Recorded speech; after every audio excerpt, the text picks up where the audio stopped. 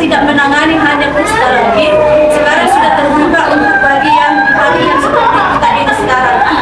Bisa kusta apa? Biasa kan dulu waktu anak saya dirawat di Arfan Jaya sejak cuma ada dokter tulang. Kalau dilahirkan dokter tulang apa?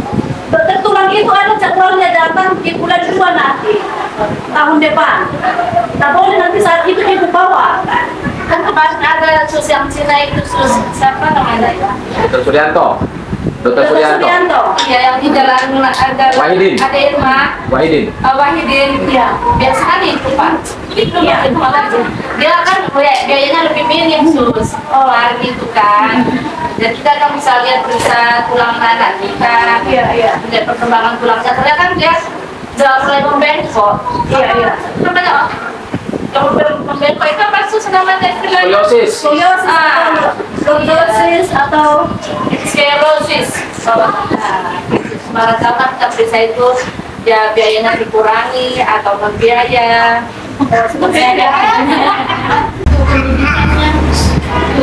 pendidikan untuk supaya bisa masuk ke jenjang SD yang formal atau informal?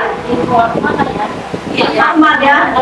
Oh, itu yang ingin tahu ibu itu, apakah bisa masuk atau tidak bisa seperti itu? Atau solusinya di mana kita buat? anak ini untuk anak autis itu kan Di sekolah. penanganan pendidikan untuk mereka. Adik ini harus duduk yang bagus, duduknya halo sayang, ya posisinya, jadi dia bisa lebih baik ya. Kalau contohnya lah adik ini posisinya nanti duduknya nyaman, nggak boleh kayak tidur saya begini. Jadi posisi adik ini kita bantu kepalanya, nanti kita fasilitasi. Dia bisa melihat ibu, melihat suster, melihat kakak-kakak dan teman-teman. Oh, hanya begini saja tidur tadi, hanya satu sisi dia. Kasihan bukan? Nah, maka inilah nanti program kita, ya. Semoga anak-anak kita bisa lebih baik, dan punggungnya lebih baik, kakinya lebih baik. Nah, kalau nanti ke depan, apa kata ibu bilang bisa jalan, ada lagi, nggak segampang itu. Kita harus juga butuh ronsen timbulnya. Bisakah anak itu bisa jalan kalau memang butuh ronsennya baik? Moga-moga berkelanjutan nanti buat alat bantu, ya banyak alat bantunya. Nah, tetapi bertahan posisinya seperti ini. Nah, kalau posisinya dulu begini, tanpa kita banyak, maaf ya, kita kasih obat, kita tusuk, tidak ada gunanya. Tapi kalau begini nanti dia udah angkat kepala ini. Dia berjuang untuk angkat kepala. Halo, abang, angkat kepalanya. Yuk, angkat kepalanya. Ada energi dia, tidak ngangkat tapi berjuang. Tapi hari ini nggak bisa. Mungkin besok bisa dia. Nah, ya begitulah. Jadi itulah nanti. Mudah kita sehat semua, kita bisa berjumpa lagi. Ya, harapan kita. Saya misalnya satu contoh nyata. Jadi anak juga sepanjang hari ditiduri. Kita kalau tidur marah, tidurlah. Kalau nggak diajak suaminya jalan-jalan makan bareng, marah nggak? Tapi kerja aja. Itu yang saya alami. Ada itu begitu. Harus ada healing. Nah, anak-anak apa healing yang begini? Dia bisa lihat cuci mata dia. Ada di sana burung, ada di sana bebek. Dia bisa lihat. Ya. Beginilah tiap hari ibu harus buat. Ibu-ibu semua anak-anaknya beginilah di tempat nanti kursi yang seperti ini nyaman, nanti kita ada itu ada kursi seperti itu bisa juga kita gunakan, ya bisa dipahami, bisa ya, iya dengan doa dan semangat pasti bisa, ya. Jadi beginilah adik ini, senang kali dia. Nanti kita buat mejanya, jadi tangannya bisa gerak-gerak. Nanti dia ini tangannya berbuka nih, nanti bisa buka tangannya, dia ambil sesuatu makanan atau mainan. Itulah gunanya difasilitasi, ya. Jadi kata suster tadi, peran ibu untuk gizi si anak pun butuh gizi nih, untuk vitamin, butuh makan yang kuat, butuh buah. Ibu kasih makan buahnya, ada buahnya. Nah, begitulah. Nah, kira-kira begitulah. Ada pertanyaan? Contoh satu lagi. Nah, ini contohnya satu ya. Contoh. Ya. Jadi nanti ada mainan. Ada dia anak laki-laki dia suka bola atau apa, balon atau apa. Dia suka ambil. Ya. Tapi apakah anak ini langsung tusuk-tusuk kita berdirikan kita kasih jalan? Tidak. Nah, cara mangku juga, cara menggendong, ya, cara menggendongnya itu tuh tidak sembarangan, ya, cara menggendongnya, cara duduknya ini biar nanti terbiasa untuk membuka, itu pun harus contohnya kita ambil posisi begini, tangan, ya, ya, posisi itu yang penting, ya, karena kakinya kan rapat semua, menggunting semua kakinya kan, rata perhatikanlah menggunting kakinya, jadi dia harus dibuka kaki ini, di paha dalam ini, paha dalamnya ini harus dibuka, ya, gunanya apa? Biar nanti kalau ada kemungkinan berjalan kakinya enggak, dan pinggulnya akan baik, ya, pinggulnya di sini. Nah, iya. Jadi cara makannya pun jangan begini, posisi cara makannya pun seperti ini, ya. Cara sudah paham ya? Iya, ya, begitu. Apalagi caranya ya, cara ke posisi tadi yang bisa berdiri. Nah, itu pakai standing tadi saya lihat itu. Seperti siapa tadi ya? Kita buat berdiri tadi. Siapa yang buat berdiri itu? Rizky, ya. Nah, sudah pernah difoto pelviknya, pinggulnya? Pinggul belum ya, nanti ke depan lah kita lihat dulu pinggulnya. Kalau sudah pinggulnya baik, nanti naik kelas lah dia, naik kelas.